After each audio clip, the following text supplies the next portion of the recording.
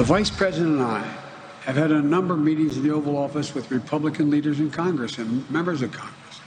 We believe we can find a bipartisan deal on infrastructure.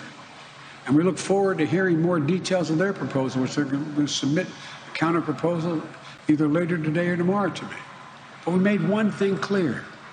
We'll compromise, but doing nothing is not an option. That was President Biden in Michigan yesterday, urging a compromise with Republican lawmakers on the proposed $2.33 trillion spending plan out of this administration. This as he toured Ford Motors' electric vehicle factory, speaking on the need to invest in American innovation and Green New Deal.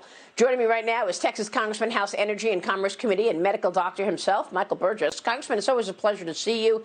Thanks very much for joining us. What did you make of the president's trip to the Ford electric vehicle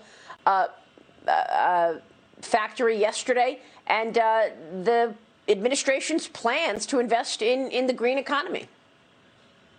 Well, look, I like it when I hear people talk about compromise, and thank you, Maria, for having me back on this morning. But honestly, the detail that has come from the White House, I mean, really, it's been non-existent. I have only just this past week met with my Office of Legislative Counsel at the White House. They hadn't really been reaching out to us until just very recently.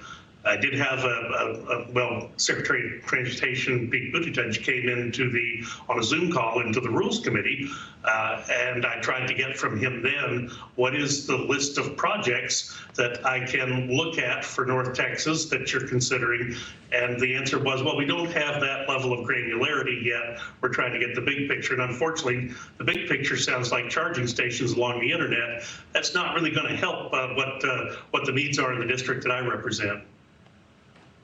Well, I don't understand the priorities here. I mean, you know, there is no increase in defense spending, and yet the administration is proposing all of this spending in green initiatives. That's one issue I don't get. The other issue I don't get is the fact that this morning we understand that this administration is putting a pause or pushing it forward. This the Chinese companies tied to the Chinese military, a pause in terms of investing in those companies, and yet President Biden is moving to waive sanctions on the company overseeing the construction of the European Nord Stream 2 pipeline. That's going to transfer Russian gas to Germany under the Baltic Sea. The decision comes after the president's efforts to block the construction of the Keystone Pipeline in the United States. So, Congressman, we're blocking the XL pipeline here, and yet we're allowing this Russian Nord Stream pipeline to double its efforts in terms of gas from Russia to Europe, doing Russia a favor, and also doing China a favor by this pause on the ban in investing in companies tied to the military. What is this administration's priority? Well, and not to mention the fact that it's violation of law, as was passed in the National Defense Authorization Act at the end of last year, which established those sanctions. So, correct, the president is facilitating Russia, Putin selling natural gas, but at the same time, he doesn't want Americans and Canadians trading in gas and oil across the common border. It makes no sense. I hope people are paying attention. Certainly, the gas lines were startling that people encountered over the last 10 days.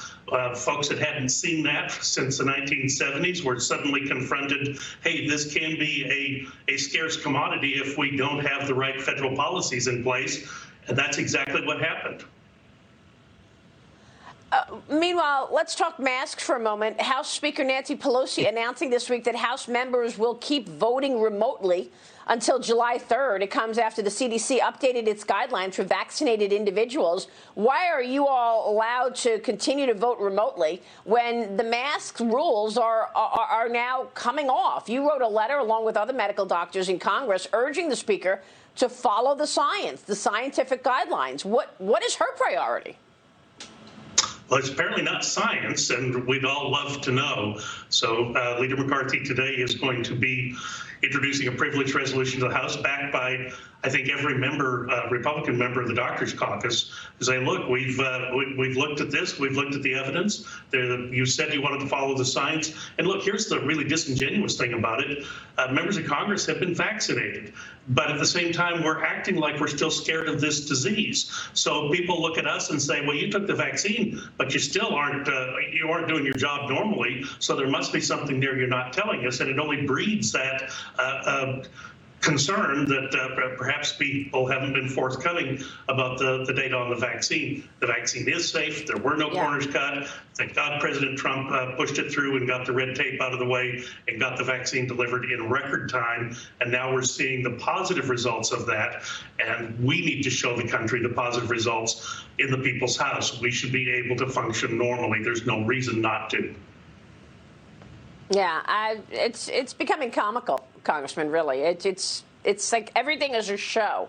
Congressman, thanks very much for joining me this morning. We'll keep watching, certainly in spotlighting these issues for our audience. Congressman Michael Burgess, good to see you, sir.